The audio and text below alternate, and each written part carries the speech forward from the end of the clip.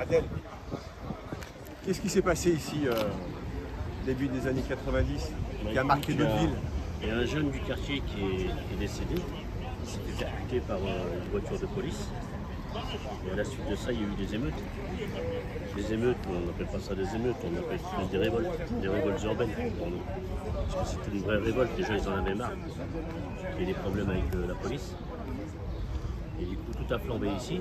Et ce qui est le plus marrant, c'est qu'une semaine avant qu'il y ait eu cet événement-là, ils inauguraient le mur d'escalade là, qui est derrière vous. Et la place.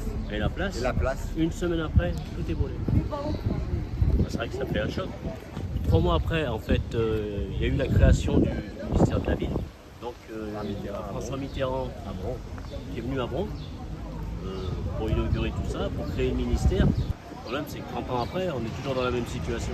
Tout à l'heure, tu parlais du meurtre, de l'assassinat d'un jeune, tu parles de Thomas Claudio. Oui. Et du coup, Thomas Claudio, c'est quoi l'histoire en fait? Qu'est-ce que ça a généré ici dans le quartier? Qu'est-ce qui s'est passé en fait, clairement? Ils étaient 2 personnes sur une bécane. Il y avait un gars qui s'appelle Assébilé qui conduisait la bécane. Thomas était derrière. La voiture de police les a percutés, volontairement. Et puis voilà, il y a tout ce qui a suivi derrière, quoi. Après, c'est ce que j'ai raconté tout à l'heure. Tout à fait. Alors bon, ces situations-là, ça arrive quand même assez régulièrement. Ça arrivait. Peut-être qu'aujourd'hui, bon, ça continue, quoi. C'est vrai que le rapport avec la police, avec la population, avec les habitants, il est quand même houleux, quoi. Très houleux. Parce que là aussi, moi j'ai le sentiment que du coup, dans le fonctionnement de la police aujourd'hui, on est monté d'un cran en fait. Par rapport à tout ce qui avait été dénoncé par l'ensemble des militants qui étaient mobilisés, par rapport à ces problèmes récurrents entre les jeunes et la police, qui aboutissent parfois à des morts, à des jeunes, voilà, qui pour rien en fait. C'est bon, il avait un scooter, il n'avait pas de casse ou je sais pas quoi, ça vaut pas la mort en fait. Même tu voles une voiture, ça vaut pas la mort. Et pourtant c'est le résultat qu'on a. Aujourd'hui, la police, moi j'ai le sentiment qu'elle a carte blanche. Qu'elle a carte blanche dans les méthodes d'utilisation. Exactement, donc on a un vrai problème avec ça.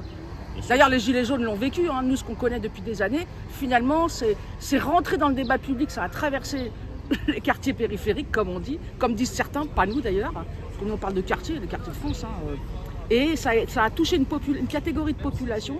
On n'aurait pas imaginé qu'ils seraient touchés par ce phénomène, donc le rapport à la police, les Gilets jaunes, et là, ça a explosé la figure de tout le monde. Du coup, on a un mode de fonctionnement de la police qui agit sur décision politique pour aller mater la révolte en fait, pour aller mater la révolte. Donc la France a un problème avec la contestation. Pourtant ça fait partie de son ADN en plus. C'est-à-dire que la France c'est un pays de révolte, c'est un pays de révolution, c'est un pays de... Donc du coup on ne comprend pas ce qui se passe. Tout le monde a droit à la tranquillité publique. C'est-à-dire que le but c'est pas de monter les uns contre les autres. Il faut qu'on trouve une solution d'apaisement. Voilà, quand il y a des contestations, il ne suffit pas d'envoyer la police, comme on l'a fait avec les Gilets jaunes ou avec les jeunes. Il faut vraiment qu'on arrive à faire en sorte que la police, les jeunes et les Français et la police se parlent. Il y a le problème de la formation de la police, des gardiens de la paix. Aujourd'hui, on met 10 mois pour les former. Nous, on propose 2 ans de formation, plus la formation continue. On propose aussi la suppression de la politique du chiffre pour aller vers un travail de qualité.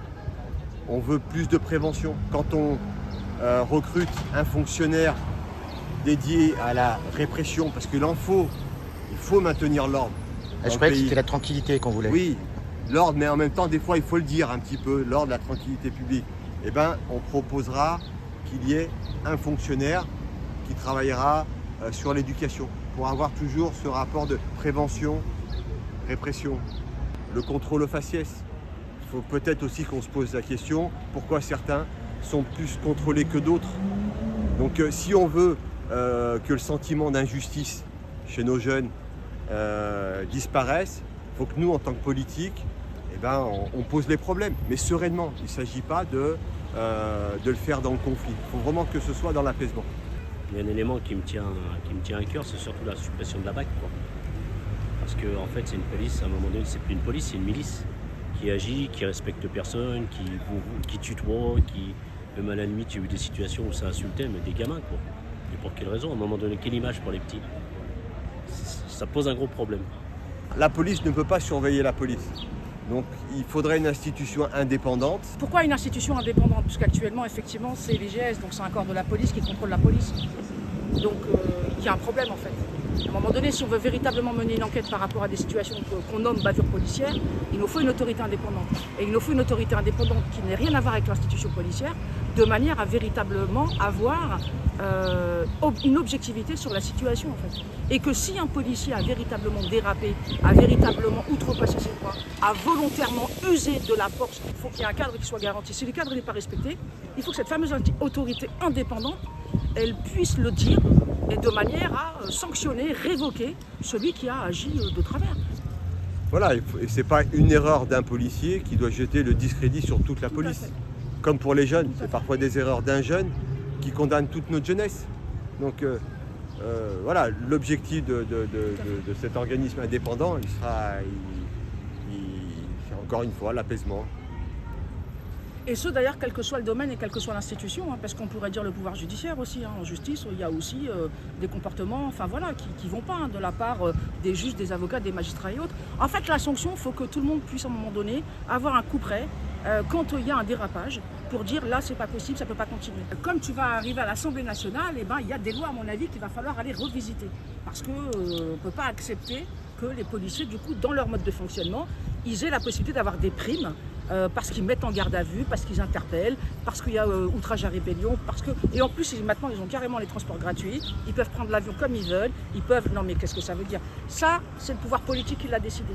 Donc le pouvoir politique, c'est là où il doit agir. Et comme tu vas, je l'espère, on te porte pour que tu rentres à l'Assemblée nationale et que tu nous aides à aller regarder tout ça de près. Et au-delà des policiers, de la justice ou autres, ceux aussi, à mon avis, pour qui il faudrait avoir, alors je ne sais pas comment on peut le nommer, je pense les hommes politiques, les hommes et les femmes politiques, à partir du moment où ils ont un casier, où ils ont déconné dans leur vie, ils ne doivent pas avoir un mandat électoral, ils ne doivent pas avoir un mandat pour aller représenter les citoyens. Puisque dans d'autres situations, les citoyens ne leur permettent pas de. Soyons un équilibre.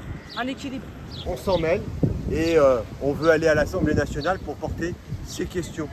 D'accord ? Parce que si nous, on ne les porte pas, nous-mêmes, par nous-mêmes, personne ne le fera à notre place.